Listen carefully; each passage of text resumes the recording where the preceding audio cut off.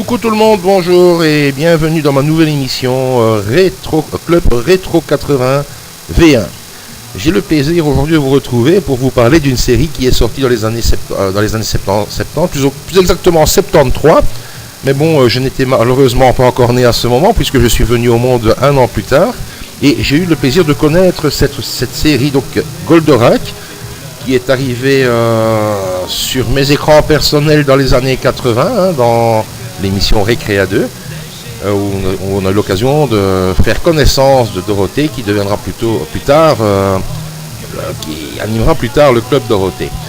Donc Goldorak est une série japonaise, fait partie de la japonisation, et raconte l'histoire d'un prince de l'espace qui arrive sur Terre, qui a eu l'occasion de s'échapper de sa planète, Euphor, si je ne me trompe, qui a été détruit par les forces de Vega.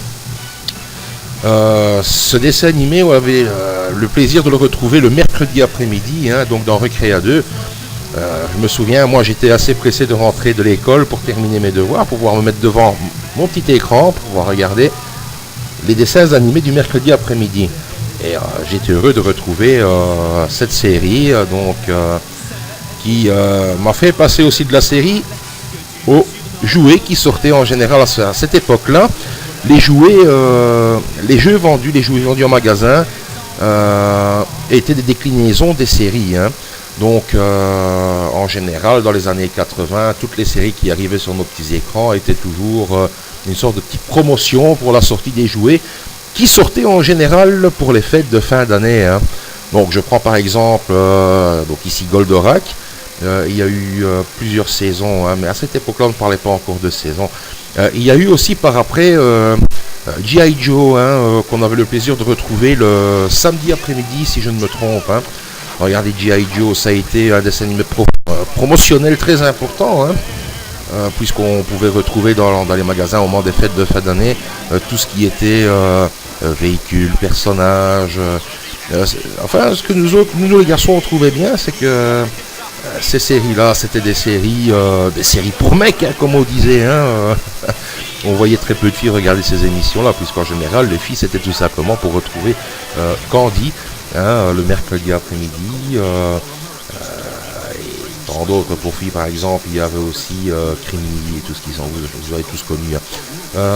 Prenez l'exemple aussi en 1980, la sortie sur nos TV, dans Récréa 2, si je ne me trompe, pour commencer, c'était les aventures du Capitaine Flamme. Capitaine Flamme, qui était un héros très important pour nous les jeunes de cette époque. Mais il y a quelque chose que je suis sûr et certain que vous êtes tous posé comme question. Comment est né le Capitaine Flamme? Et exceptionnellement, j'ai très bien cherché et j'ai pu trouver ceci. Je vous laisse regarder, je vous retrouve juste après.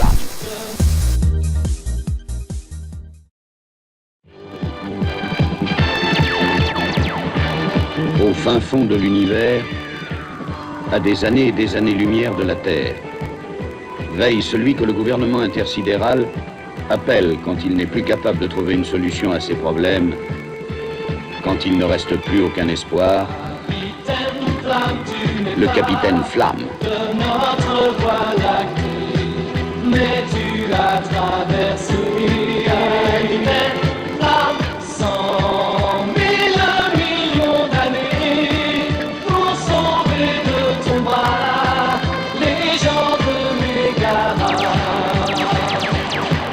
Il y a dans ton cyberlab et dans ton cosmodèle ton petit copain Ken.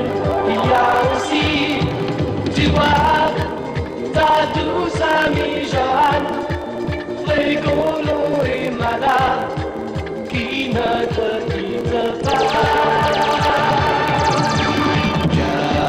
Capitaine Flamme, tu n'es pas de notre galaxie, mais du fond de la nuit. Capitaine Flamme, d'aussi loin que l'infini, tu descends jusqu'ici pour sauver tous les hommes. Capitaine Flamme, oui c'est toi, un jour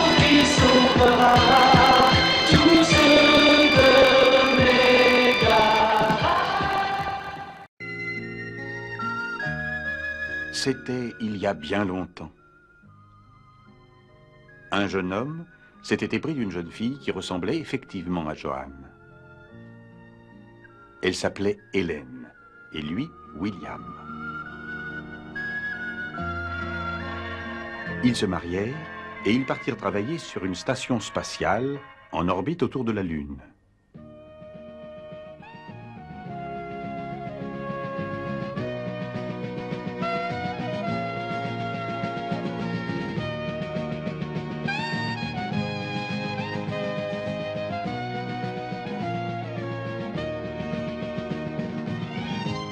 Là, ils parvinrent à mettre au point un robot mécanique d'une perfection technologique incomparable et un androïde qui bénéficiait des techniques les plus avancées de la biologie moléculaire. Ils avaient effectué leurs travaux avec le professeur Simon Wright. Ce n'était plus aujourd'hui qu'un cerveau vivant que nos amis avaient réussi à adapter sur un robot ultra perfectionné et qui était capable de se régénérer et de fonctionner indéfiniment. Mais cette vie paisible prit fin tragiquement.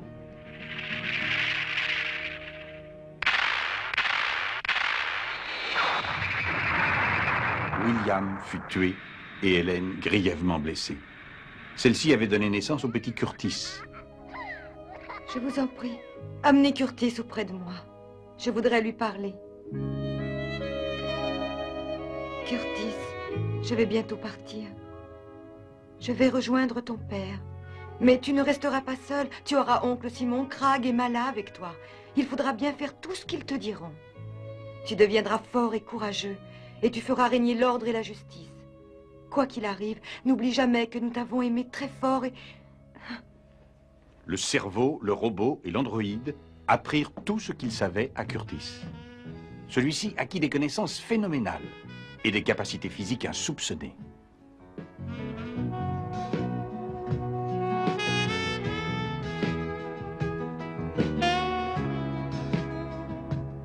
Nous n'avons plus rien à t'apprendre maintenant. Il va falloir que tu prennes une décision que nous ne pouvons pas prendre à ta place. Tu peux mener une vie tranquille, comme tout un chacun, ou consacrer tout ton savoir et ton pouvoir à lutter pour la paix et la justice. Comme je te l'ai dit, c'est à toi de décider de ta vie. Il y a longtemps que j'ai pris ma décision. Je vais utiliser tout ce que vous m'avez appris depuis tant d'années à faire respecter la paix et la justice jusqu'au fin fond de l'univers. Le capitaine Flamme était né. Donc vous avez pu voir ici dans le premier épisode du Capitaine Flamme.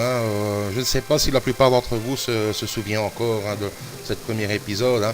Mais je pense que beaucoup de monde à l'heure actuelle, enfin ceux qui se souviennent un petit peu de cette époque et de ce dessin animé, se posaient la question, mais bon sang, comment est né le Capitaine Flamme? Et voilà, je viens de vous apporter la réponse.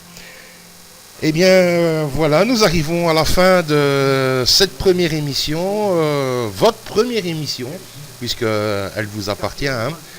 Et je compte beaucoup sur vous pour me proposer des idées, des dessins animés, des séries des années 80, peut-être même des années 70. Je vais approfondir mes recherches, si vous le désirez. Et maintenant, si vous avez des questions à me poser, vous pouvez me les poser donc sur mon email ou sur ma page Facebook. Donc mon email 1974sony@live.fr et je me ferai un plaisir de répondre à toutes vos questions. J'espère que cette première émission vous a plu et que nous aurons le plaisir de nous retrouver d'ici un mois avec une émission spéciale fête de fin d'année. Je me ferai le plaisir de vous proposer 2 séries complètes. Eh bien, au revoir à tout le monde et à très bientôt pour un Rétro 81. Au revoir.